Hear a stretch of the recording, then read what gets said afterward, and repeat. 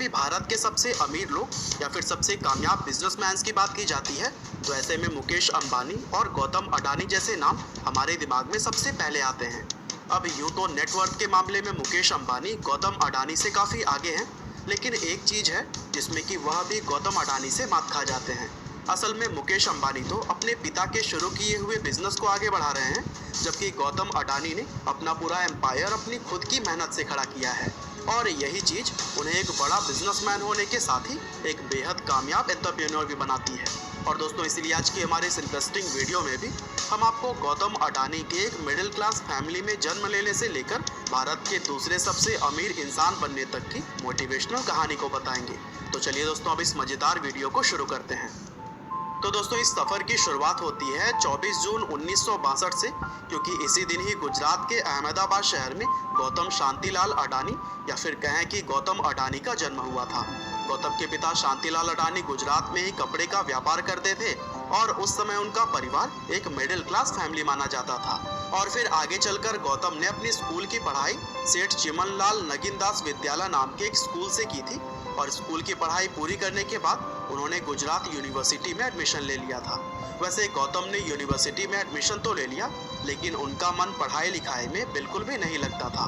दरअसल गुजरात के दूसरे लोगों की तरह ही उनका मन भी अपना बिजनेस करने का था और यूनिवर्सिटी में पढ़ाई करना उन्हें समय की बर्बादी नजर आता था। और इसीलिए गौतम ने अपना बीकॉम पूरा करने से पहले ही पढ़ाई बीच में ही छोड़ दी और फिर उन्होंने भी अपना पूरा फोकस खुद के बिजनेस को शुरू करने पर लगा दिया। वैसे यूं तो उनके पिता का कपड़े का व्यापार था और गौतम चाहते तो पिता के साथ उनके व्यापार में भी हाथ बटा सकते थे, लेकिन उन्हें अपने पिता के बिजनेस में जरा भी दिलचस्पी नहीं थी और वह अपना कुछ अलग कुछ बड़ा करना चाहते थे। और चूंकि उस समय वह काफ़ी यंग थे, साथ ही उन्हें बिजनेस की भी कोई खास समझ नहीं थी, इसीलिए उन्होंने अपना काम शुरू करने से पहले बिजनेस की बारीकियों को सीखने और समझने का निर्णय लिया। और फिर बिजनेस सीखने के लिए वह बहुत ही कम उम्र में ही मुंबई शिफ्ट हो गए, जहां अपना खर्चा चलाने के लिए महेंद्र ब्रदर्स नाम की एक डायमंड फर्म में उन्होंने हीरो की परख और उनकी छटाई का काम शुरू कर दिया। और इस फर्म में उन्होंने लगभग 3 साल तक काम किया और यहीं से उन्होंने बिजनेस की बुनियादी चीज़ों को भी सीखा।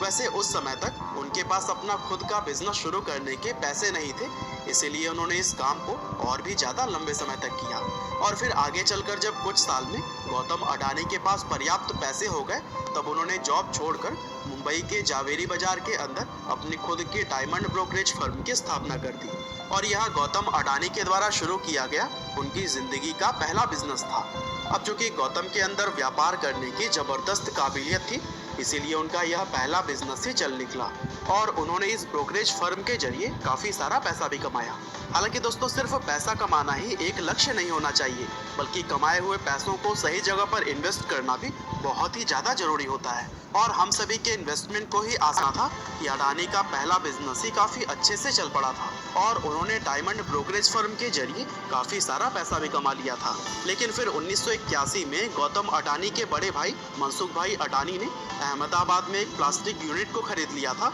और प्लास्टिक के इस नए बिजनेस में हेल्प के लिए उन्होंने गौतम को अपने पास बुला लिया और फिर गौतम भी अपने भाई की मदद करने के लिए तुरंत ही अहमदाबाद पहुंच गए। अब गौतम के बड़े भाई की जो यह कंपनी थी, उसको हर महीने 20 टन पॉलीविनाइल क्लोराइड की ज़रूरत पड़ती थी और चूंकि भारत से उनकी यह ज़रूरत पूरी नहीं हो पा रही थी, इसीलिए गौतम को पॉलीविनाइल क्लोराइड दूसरे देशों से इंपोर्ट करवानी पड़ी।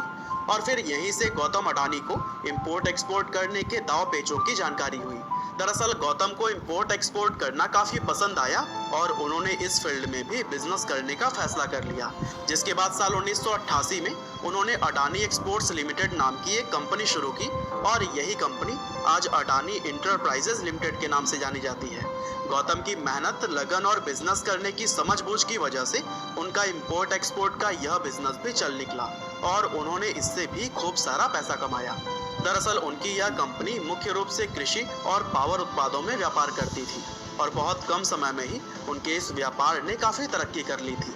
इसके बाद साल 1991 में इकोनॉमिक लिबरलाइजेशन पॉलिसीज के आने के बाद से प्राइवेट कंपनियों के लिए व्यापार के और भी नए नए अवसर खुलने शुरू हो गए और गौतम अडानी ने इन अवसरों का भरपूर लाभ उठाया। असल में लिबरलाइजेशन के आने के बाद से उन्होंने अपनी कंपनी और अपने व्यापारों को और भी ज़्यादा तेजी से बढ़ाना शुरू कर दिया और उन्होंने मेटल, टेक्सटाइल और इंफ्रास्ट्रक्चर के फील्ड में भी कदम रख दिया था। वैसे इस समय तक गौतम का बिजनेस तो काफ़ी बड़ा हो चुका था, लेकिन उन्हें इसमें एक बड़ी समस्या भी आ रही थी क्योंकि गौतम का इंपोर्ट एक्सपोर्ट का बिजनेस बहुत ज़्यादा बड़ा हो गया, जिसकी वजह से हर रोज उनके बहुत सारे शिप बंदरगाह पर आते थे और बंदरगाह पर रहने वाली भीड़ और रश की वजह से अक्सर उनके शिप्स लेट हो जाते और इस वजह से उनका समय तो बर्बाद होता ही था, साथ ही बिजनेस में भी लॉस हो जाता था। और अपनी इस समस्या से निपटने के लिए उन्होंने पोर्ट्स यानी कि बंदरगाहों के बिजनेस में उतरने का निर्णय लिया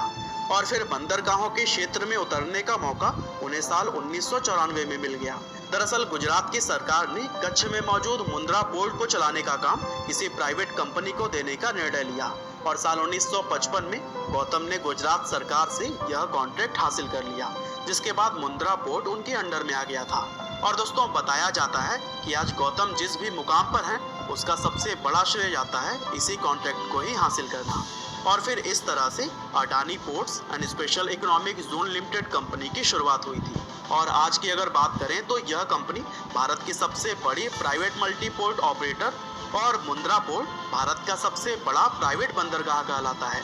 हालांकि आगे चलकर इंपोर्ट एक्सपोर्ट के बिजनेस के लिए दूसरे लोगों के शिप्स का इस्तेमाल करना गौतम अडानी के लिए घाटे का सौदा हो रहा था क्योंकि शिप्स टाइम पर उपलब्ध नहीं हो पा रहे थे और फिर उन्होंने बहुत सारे शिप्स को खरीदकर इस समस्या का भी निवारण कर दिया और फिर इस तरह से इंपोर्ट एक्सपोर्ट के बिजनेस में जबरदस्त सफलता हासिल करने के बाद साल 1996 में उन्होंने पावर बिजनेस में एंटर किया। लेकिन उन्हें उनके दूसरे बिजनेसेस की तरह ही पावर बिजनेस में भी कई बड़ी समस्याओं का सामना करना पड़ा। दरअसल पावर के बिजनेस में थर्मल पावर के लिए जब उन्हें कोयला प्राप्त करने में समस्या होने लगी, तब उन्होंने कोयले की खानों को ही खरीदना शुरू कर दिया और इस तरह से सिर्फ ना उनकी कोयले की समस्या दूर हुई बल्कि उनकी कंपनी में एक और नया बिजनेस जुड़ गया क्योंकि जब कोयले को ट्रांसपोर्ट करने में दिक्कतें आने लगी तो इस परेशानी को भी खत्म करने के लिए उन्होंने अपनी खुद की लॉजिस्टिक कंपनी शुरू कर दी। यानी कि गौतम अडानी के सामने जब भी कोई मुश्किल आती थी तब उनका एक बिजनेस और बढ़ जाता था और इस तरह से अपने बिजनेस और कंपनियों की गिनती बढ़ाते बढ़ाते अडानी ग्रुप बहुत ही कम समय में कंपनियों का एक बहुत बड़ा समूह बन गया। और इस समय की अगर बात करें तो आज गौतम अडानी की बहुत सारी कंपनियों में से 6 कंपनियां ऐसी हैं जो कि स्टॉक एक्सचेंज पर भी लिस्टेड हैं और साथ ही गौतम अडानी अभी भी नए नए बिजनेसेस में कदम रखते ही जा रहे हैं। तो दोस्तों, देखा ना आपने, इतने सारे प्रॉब्लम से सीख लेते हुए हमेशा गौतम अडानी आगे बढ़ते रहे और आज वह भारत के दूसरे सबसे धनी इंसान बन चुके हैं। तो दोस्तों, आज की